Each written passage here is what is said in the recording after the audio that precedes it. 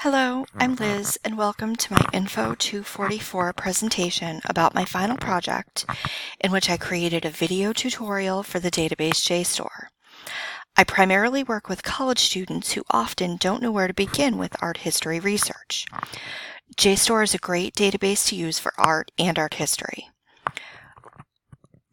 This video was designed to be an introduction to JSTOR and hopefully a refresher to Boolean operators. It is expected that students will watch the video before a classroom information session with a librarian.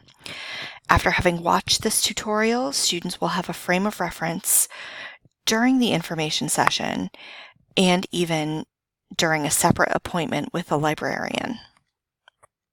For this tutorial, I focused on a few features of JSTOR, including what types of disciplines it covers, including art and art history. I also chose to note that JSTOR is sometimes accompanied by ArtStore, a digital library of images.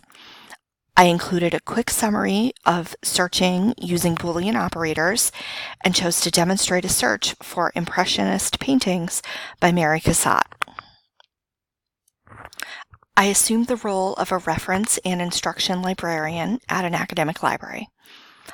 One important task of this role is that of guiding students through the process of accessing library materials, including databases.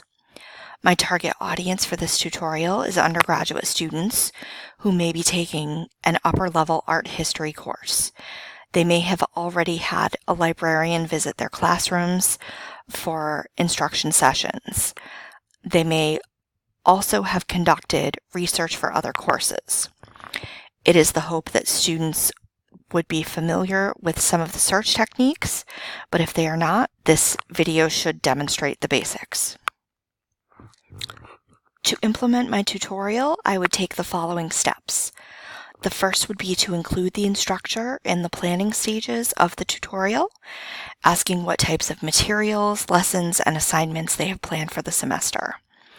This will foster a positive relationship with the faculty member and allow me to plan what research steps might be most helpful for students.